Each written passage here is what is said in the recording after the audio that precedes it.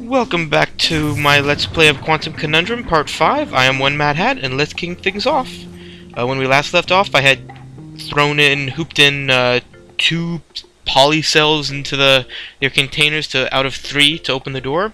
And in this last one, what we need to do, when I walk over there, you're going to see there's 2 bounce pads, one in front of the other. And basically what you have to do is you have to put a safe on, actually the front one. I don't realize that at first, so I put it in the back one. And you have to put this cell here on the back one. Did I say that right? Reverse it the way I'm showing it now. Yeah, like this. I put the cell behind me because you can't throw it. You actually can't throw it far enough if you're in the back one, so you have to pick it up and back it up and turn it around. And so we're done with that incredibly annoying. I guess it wasn't really annoying, but it was time consuming. I cut a lot of it out. I believe you're close to the generator in that sector. A little further. And we're coming up to My the... head feels like I've been hit squarely by a 2x4, and I still haven't regained my memory. That's splendid. And we're coming to the end of the blue You section. need to be over by that blast door, but it looks like you're going to have to go through the object distribution system to get there. We kind of have this... John, this is definitely not the right place for you to be. You have to go through these platforming sections / minor puzzles to get to the generator. Easy now. But yeah, fairly simple, and then just jump over and throw it. I have to say, one thing I don't like about this game is that there's a lack of a story, and I'm gonna compare it back to Portal and Portal 2 again, because it's really the best thing to compare it to, because there's nothing else similar. And yeah, it turns out there wasn't a continuation of that there, but there's no like compelling story. It's just basically it's essentially as basic as go rescue the princess. And then here I didn't know if I want to go up or down. I like to explore, so I was like, well, it wants me to go up, so I assumed it wanted me to go up. And I wonder what he's eating there. I didn't see, I guess Ike was there, or Desmond, and I was like, well, maybe I should go back and go down, but I think I might have missed something. But like with Portal, you kind of had a really compelling, like, you had the puzzles, right? But then you eventually kind of had this really compelling story where you were just kind of like, okay, I need to get out and stuff. You don't really get that with this game. It's just basically rescue the princess. Almost there is there, kind of... I think. There is kind of a twist at the end. I mean, I wouldn't call it... I mean, I guess I would call it a twist, but it's nothing like... Oh, it's really, you know... cool. I don't know.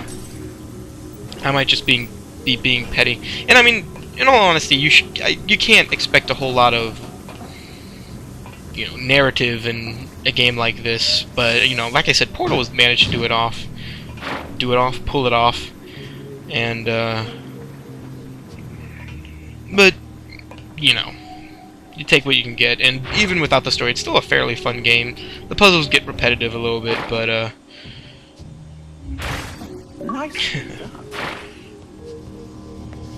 and then I believe this is the final area. I don't know if it's a new puzzle. I guess it is. The generator room for this sector is ahead. Hey, look at it this way. The worst that can happen is that you fail miserably. Always encouraging. Yeah. Fantastic, you made it. If you can get to the generator, I'll tell you what to do. I hated this part.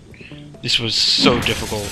I'm just gonna cut out all the many deaths. Ugh. It was bad. I don't know why I couldn't get past this area, and it's actually really easy, but I think it was just a matter of me just not paying attention to what I was doing. So, obviously I get it here. I somehow didn't die by getting hit by that laser. If you saw, it's like I took damage, I guess. I thought I got hit with it. But, just inch our way forward. And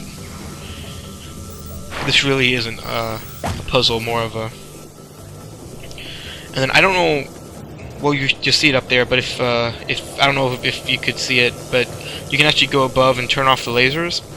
Don't know what, but for whatever reason, and I don't know if there was like a secret that I missed that was attached to it, when you go up there, each of the lasers are disabled by an individual button. You can kind of see the little spheres, and it's not all connected. Each one has its own individual, I think, lever? No, that's buttons. I was just weirded out by it. I was like, why would you only turn on a few of them? And I end up not having to... That's much quieter. Well, there's that. Random noise generator. It was so safe where that was, though. It really was. But I don't know why you wouldn't just have one button that turns all of them off. I was confuzzled.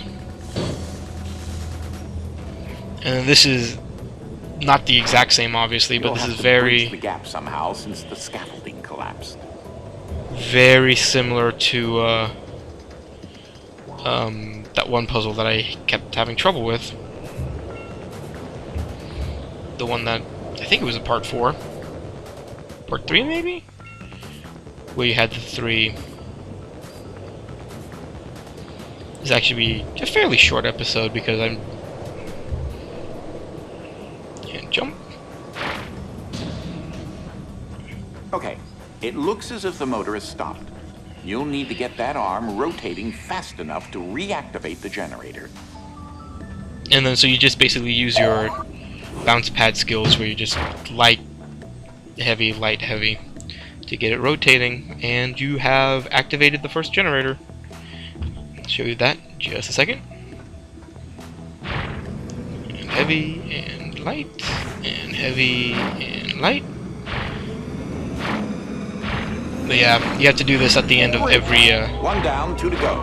Yep, at the end of every wing, except for the last one, I guess.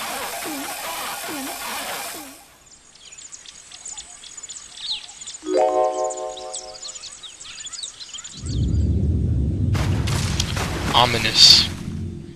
Well, that's pretty much the end of the video. If you like this, be sure to do all that YouTube stuff you know how to do. Like, comment, subscribe, and look me up on Facebook /OneMadHatt with 2 T's. So bad, was it? Same thing with Twitter, so I'll see you next time.